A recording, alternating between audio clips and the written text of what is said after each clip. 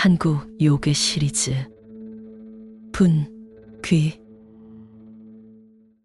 폐사당을 나선 두 사람은 칠흑 같은 어둠을 가르며 깊은 산속으로 향했습니다.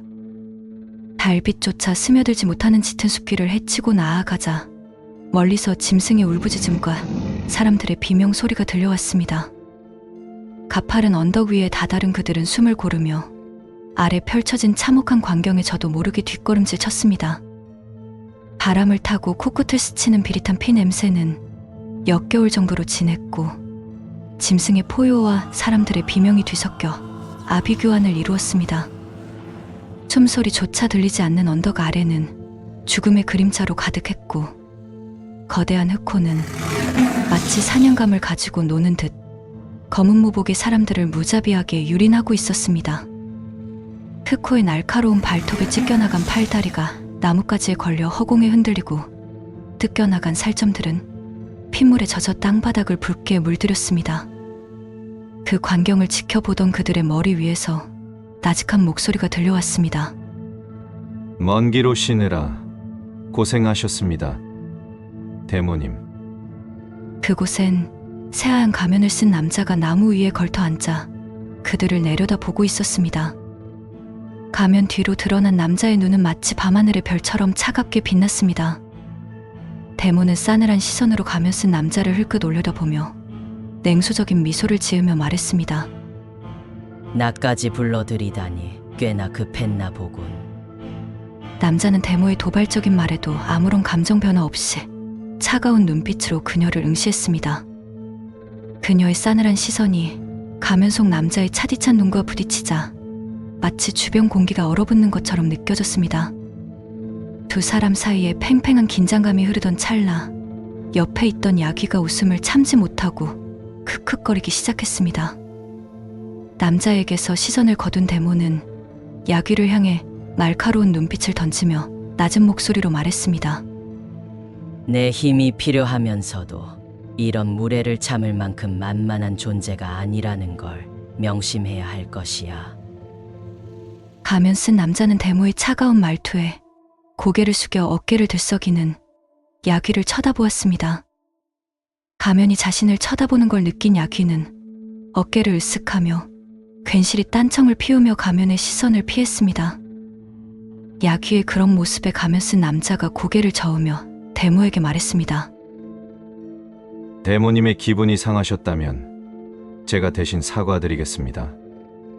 남자의 입에서 사과란 단어가 흘러나오자 순간 야귀의 얼굴에 짜증이 스쳐 지나갔습니다. 억울한 표정으로 입을 열려던 야귀를 향해 가면을 쓴 남자는 날카로운 눈빛으로 제지하며 차가운 시선으로 대모를 응시하며 말했습니다.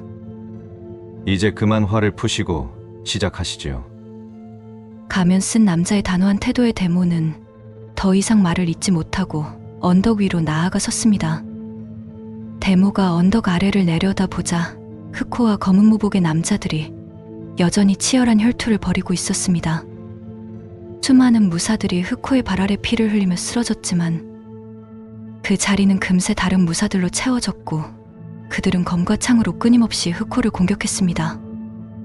그러나 그들의 공격은 두꺼운 가죽에 막혀 튕겨져 나갈 뿐 흑호에게 작은 상처 하나 내지 못했습니다. 검은 무복의 남자들은 이미 자신들이 흑호를 죽일 수 없다는 걸 아는 듯 오직 흑호가 이곳을 벗어나지 않도록 그 움직임을 봉쇄하는데 집중하는 듯 보였습니다. 그들은 흑호의 동선을 차단하고 날카로운 발톱과 이빨의 맹렬한 공격을 힘겹게 막아내며 조금씩 포위망을 좁혀갔습니다. 언덕 위에서 그들을 지켜보던 대모는 감정 없는 얼굴로 낮고 섬뜩한 주문을 읊기 시작했습니다. 대모의 입에서 흘러나온 섬뜩한 기운의 주문이 언덕 아래로 퍼져나가자 빠르게 움직이던 흑호가 눈에 띄게 둔해지기 시작했습니다. 마치 땅이 흑호의 발을 움켜쥔 듯 한 걸음 내디딜 때마다 땅이 쩍 갈라지며 흑호의 발을 붙잡았습니다. 몸을 움직이는 게 힘겨워지자 흑호는 당황한 듯 길게 포효하며 발버둥 쳤지만 그럴수록 발은 더욱더 무거워졌습니다. 흑호의 움직임이 둔해지자 검은 무복의 남자들이 그 틈을 놓치지 않고 일제히 달려들어 창과 칼로 공격을 퍼부었지만 여전히 그들의 공격은 흑호의 두꺼운 가죽에 막혀 작은 상처 하나 내지 못한 채 튕겨나갔습니다. 흑호의 분노에 찬 포효가 울려 퍼지자 달려들던 검은 모복의 남자들은 귀를 틀어막으며 바닥에 나뒹굴었고, 언덕 위에서 주문을 외우던 데모는 몸이 휘청이며 귀에서 피가 흘러내렸습니다. 그 순간 자신을 억누르던 주문이 약해지자 흑호는 자신의 주위를 둘러싼 무사들을 향해 날카로운 앞발을 휘둘렀습니다. 흑호에게 가까이 다가섰던 수많은 무사들은 흑호가 휘두른 날카로운 발톱에 의해 조각조각 찢겨져 공중에 흩어졌습니다. 이를 지켜보던 가면 쓴 남자가 야귀에게 손짓을 하자 야귀는 기다렸다는 듯 가볍게 언덕을 박차고 날아올라 흑호를 향해 돌진했습니다. 멀리서 다가오는 기분 나쁜 기운을 느낀 흑호는 언덕을 바라보며 으르렁거렸습니다.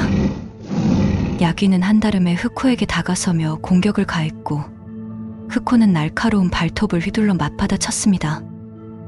흑호의 앞발이 야귀의 머리 위를 스치듯 지나가자 야귀는 재빠르게 다리 사이를 파고들어 흑호의 옆구리를 칼로 그었습니다. 강! 쇠와 가죽이 부딪히는 소리가 아닌 날카로운 금속이 부딪히는 소리가 메아리치듯 산에 울려 퍼졌습니다. 야귀의 손목에 찌릿한 통증이 올라왔습니다. 역시 신수의 힘을 가진 대호란 건가? 야귀는 나지막이 중얼거렸습니다. 그때 단단하기만 하던 흑호의 가죽 사이로 얇은 붉은색 선이 그어지며 짙은 붉은 피가 스며나왔습니다.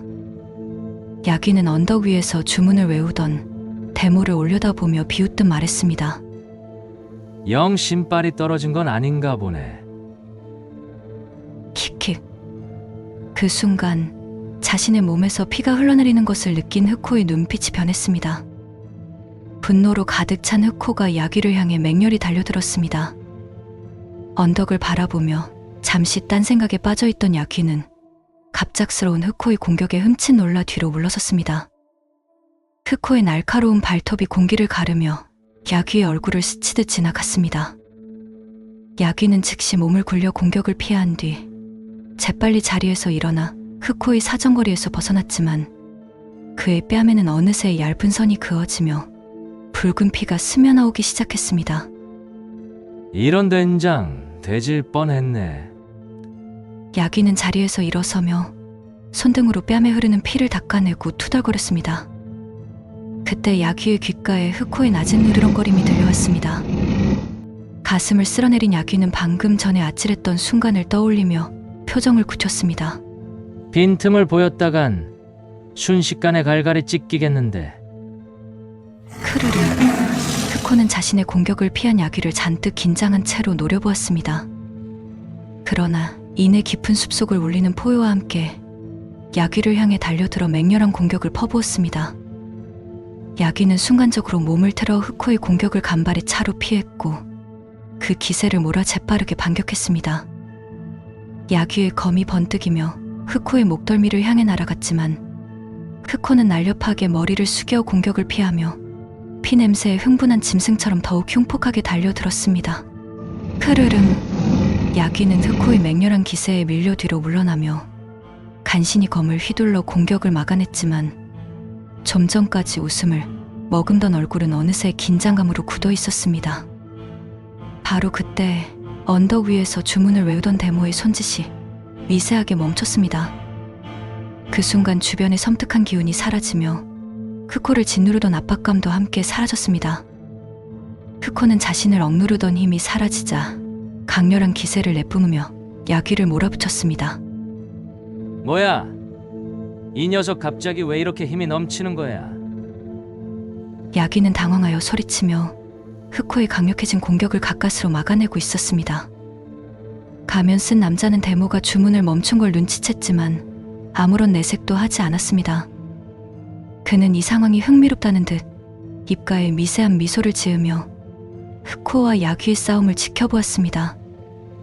흑호의 날카로운 발톱이 야귀의 손을 스치자 야귀는 검을 놓치고 비틀거렸습니다.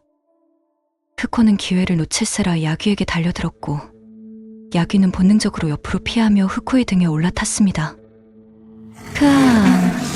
예상치 못한 야귀의 행동에 흑호가 격렬하게 몸부림치는 동안 야귀는 떨어지지 않으려 필사적으로 버텼습니다. 흑호는 맹렬히 몸을 비틀고 꼬리를 휘둘러 야귀를 떨쳐내려 했지만 야귀는 마치 뿌리를 내린 듯 흑호의 목덜미를 굳건히 붙잡았습니다. 흑호의 울부짖음과 야귀의 거친 숨소리가 숲속을 가득 메웠습니다. 된장, 이대로 죽을 순 없지. 야귀는 흑호의 털을 꽉 움켜쥐고는 필사적으로 버티며 기회를 엿보고 있었습니다. 한참을 발광하듯 움직이던 흑호의 움직임이 점차 잦아들자 야귀는 그 순간을 놓치지 않고 품속에서 부적으로 둘러싸인 단검을 재빨리 꺼내 들었습니다. 이건 아껴뒀던 건데 내 놈에게 써주마.